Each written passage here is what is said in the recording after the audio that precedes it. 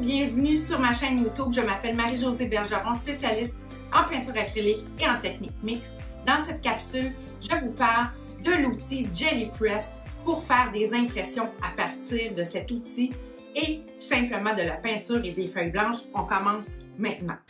Pour les Jelly Press, je vais commencer vraiment simplement avec quelques couleurs. Donc, j'utilise la gouache, c'est plus liquide et je vais utiliser 3 ou 4 couleurs, là, incluant du blanc, alors du jaune, un jaune ocre, un petit rosé.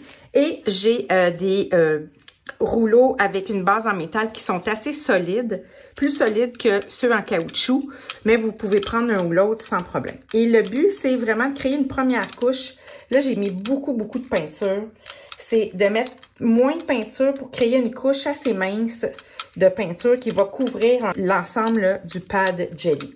Vous prenez une feuille blanche et vous allez simplement déposer la feuille, appuyer légèrement de manière à ce que la peinture soit suctionnée sur la feuille. Et là, bon, vous voyez, ça me fait une première couche de papier.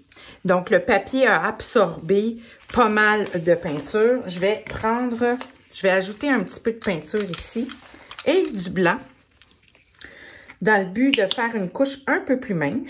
Et c'est le fun parce que, en fait, le rouleau a comme laissé des trous, probablement parce que le Jelly Pad est encore un peu humide. Donc, on va voir si les trous laissés vont être imprimés. Oui, alors vous voyez, c'est très beau qu'est-ce que ça donne. Alors, ça, à partir de ça, on va pouvoir créer, ce sont des fonds de page et on va pouvoir ajouter d'autres éléments. Tant et aussi longtemps qu'il y a de la couleur, vous pourriez réutiliser des papiers et venir imprimer ce qu'on appelle des monoprints, des impressions sur papier. Et par la suite, je peux ajouter quelques couleurs. Vous voyez, tant et aussi longtemps que j'utilise le Jelly, je ne suis pas obligée de le nettoyer. Et ce que je vais faire, je vais lui ajouter. Ce qui est vraiment intéressant, c'est que vous pouvez faire, par exemple, des motifs. Je prends le côté de mon rouleau et je vais faire le print. Je pèse toujours assez délicatement, mais fermement pour qu'il y ait la succion entre le jelly ainsi que mon papier. Vous voyez, c'est très beau qu'est-ce que ça donne. Ça me donne une impression. À partir de ça, je vais pouvoir faire autre chose. Je continue, je vais y aller avec du blanc. Seulement, vous allez comprendre pourquoi. Je vais prendre un nouveau rouleau. Je vais rouler. J'utilise un pochoir et je vais m'ajouter une autre forme sur mon papier. Vous voyez, c'est vraiment intéressant. Ce sont des surprises par-dessus surprises lorsqu'on travaille avec ces types d'impressions et ça donne des effets qui sont très aléatoires et qui vont vous permettre de travailler plus votre intuition et de travailler davantage le hasard plutôt que de tout contrôler. Une autre technique intéressante, c'est de pouvoir créer des transferts d'images. Je vous explique. Je vais commencer avec un blanc et je vais lui mettre un bleu, ce qu'on appelle un bleu de Prusse. Et je vais juste l'étendre comme c'est ici, avec mon rouleau. Et je prends une image, en fait, je vais prendre du Text Magazine. Et je vous le dis, une fois sur deux, ça fonctionne.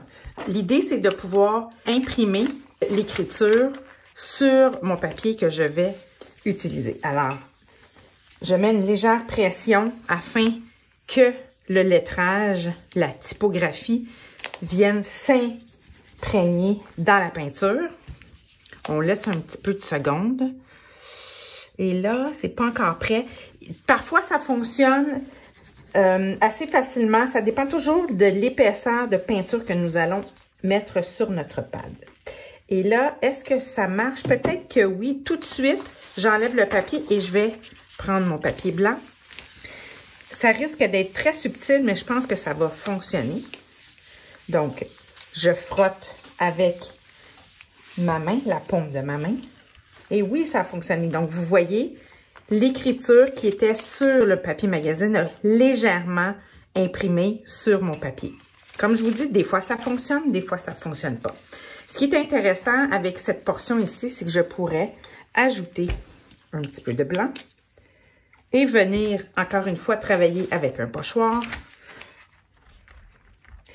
qui est intéressant aussi, c'est que si vous avez des images magazines en noir et blanc, par exemple, que vous voudriez transférer, vous pourriez faire votre Jelly Pad en couleur et votre transfert en noir et blanc deviendrait coloré.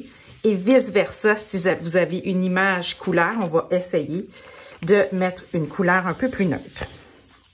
Et là, je suis venue faire un transfert de mon pochoir. C'est très intéressant. J'enlève le pochoir et je pourrais même réutiliser l'excédent de peinture qui va venir se coller sur mon papier.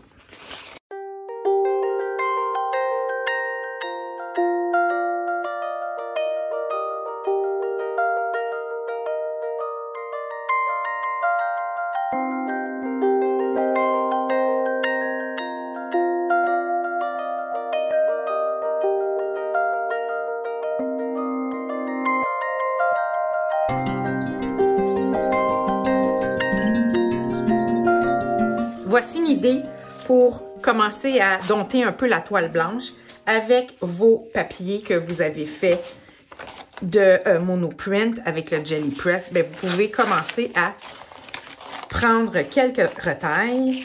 Donc, j'utilise pas tout. Comme vous allez voir, je vais utiliser quelques éléments que je trouve intéressants. Moi, j'aime beaucoup quand il y a un peu d'écriture. Et vous déchirez comme ça. Ne découpez pas. C'est préférable que vous déchiriez. Vous allez prendre le gel mat et vous allez appliquer une bonne couche mince sur l'endos de votre retaille et vous allez tout de suite la coller à l'endroit que vous voulez et vous allez glisser votre spatule du centre vers l'extérieur et vous voyez le bruit. Donc, allez-y assez rigoureusement. Ceci va vous permettre de faire un collage lisse et parfait et va vous permettre aussi d'enlever l'excédent de gel. Et je fais ça pour quelques petites retailles. Attendez que le premier collage soit complètement sec si vous voulez superposer des retailles de papier. Parce que si vous n'attendez pas, donc si je n'attends pas et j'ajoute un papier tout de suite, je vais faire gondoler le papier et vous ne pourrez pas peindre par-dessus. Et pourquoi j'utilise le gel mat? Parce que le gel mat va sécher très en transparence et vous allez pouvoir peindre par-dessus votre image.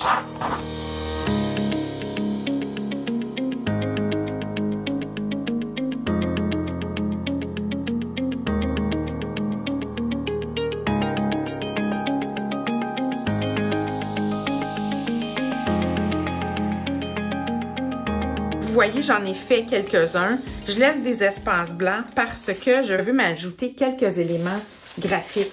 Et par la suite, je vais pouvoir faire une belle couche de texture. Je vais terminer avec une couche de gel mat. C'est seulement pour un petit peu venir fusionner les éléments entre eux. Donc, je peux utiliser le même pochoir que j'avais pris pour faire mes cercles ou tout simplement venir avec une spatule plus large, étendre un petit peu le gel et j'embarque le gel par-dessus les collages pour me permettre d'avoir une meilleure fusion lorsque va venir le temps de faire les couleurs. Et j'y vais comme ça. Ici, je ne le fais pas au complet parce que je vais rajouter probablement d'autres éléments. Et pour la suite, vous allez pouvoir la visionner dans une autre capsule. Vous avez aimé cette capsule? Ne manquez pas la suite de ce que j'ai fait dans celle-ci et surtout abonnez-vous à ma chaîne YouTube, c'est gratuit. Vous avez énormément de contenu, des conseils ainsi que plein de techniques. Aussi, allez voir mon site internet, j'ai plus de 25 cours en ligne, des ateliers spéciaux et ainsi que des événements en ma présence.